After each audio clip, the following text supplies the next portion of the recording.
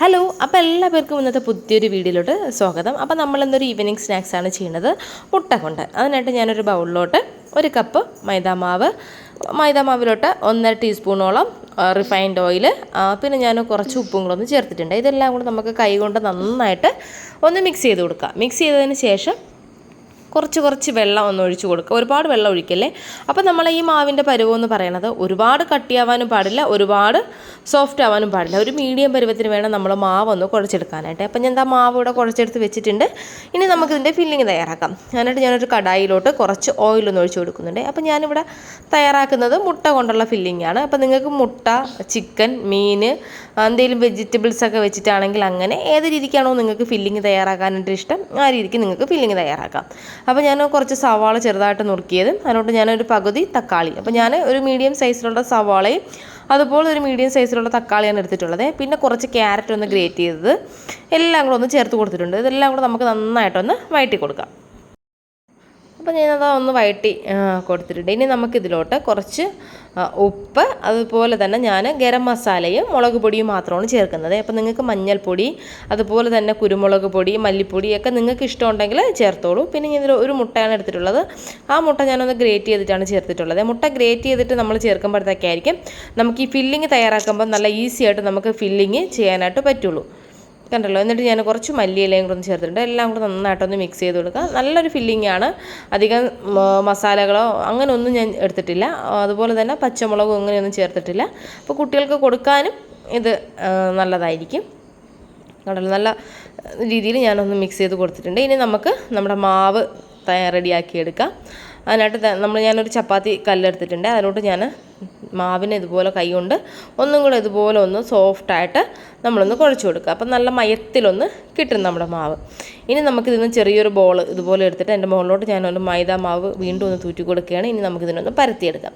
അപ്പം ഞാനൊരു മീഡിയം സൈസിലാണ് ഞാനിത് പരത്തിയിട്ട് കട്ട് ചെയ്ത് എടുത്തിട്ടുള്ളത്. അപ്പം നിങ്ങൾക്ക് ഒരുപാട് ഫില്ലിങ് വെച്ചിട്ട് ചെയ്യണമെങ്കിൽ അതിനനുസരിച്ച് നിങ്ങൾ എന്തെങ്കിലും ഒരു കട്ടറോ എന്തെങ്കിലും വെച്ചിട്ട് ഒന്ന് കട്ട് ചെയ്തെടുത്താൽ മതി. അപ്പോൾ നിങ്ങൾക്ക് കുറച്ച് കൂടുതൽ ഫില്ലിങ് ചെയ്യാനായിട്ട് പറ്റി. ഇത് ഞാനിപ്പോൾ ഒരു 1/2 ടീസ്പൂണോളം ഫില്ലിങ്ങൊക്കെ ഇതിൽ നിൽക്കുകയുള്ളൂ. കണ്ടല്ലോ, ഈ ഒരു വലിപ്പത്തിലാണ് ഞാൻ ചെയ്തെടുത്തിട്ടുള്ളത്. ഇതുപോലെ തന്നെയാണ് ഞാൻ ബാക്കിയിരിക്കുന്ന മാവെല്ലാം ഞാൻ ചെയ്യാനായിട്ട് പോകുന്നത്. അപ്പം നമ്മൾ ഇതൊന്ന് കോട്ട് ചെയ്തെടുക്കാനായിട്ട് ഞാനൊരു മുട്ടയും അതിലോട്ട് കുറച്ച് മുളക് പൊടിയും കുറച്ച് ഉപ്പും കൂടെ ഒന്ന് ചേർത്തിട്ടെ.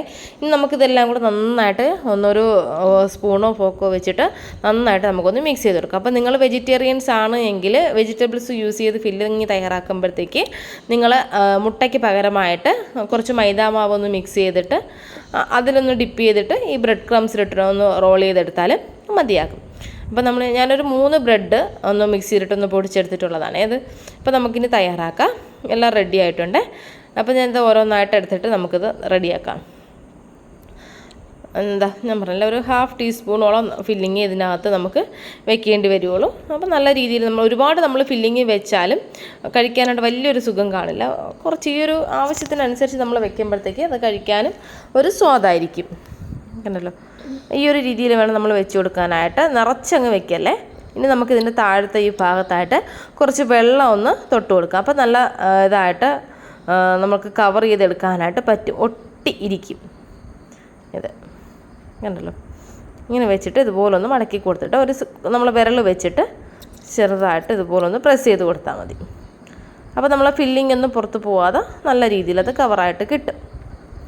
കണ്ടല്ലോ, നിങ്ങൾക്ക് ഞാൻ പറഞ്ഞ പോലെ വെജിറ്റേറിയൻസ് നമ്മൾ നോൺ വെജ് പ്രിയരാണെങ്കിൽ അതിനനുസരിച്ച് എന്തെങ്കിലും ഫില്ലിങ്ങൊക്കെ നിങ്ങൾ ചെയ്താൽ മതി.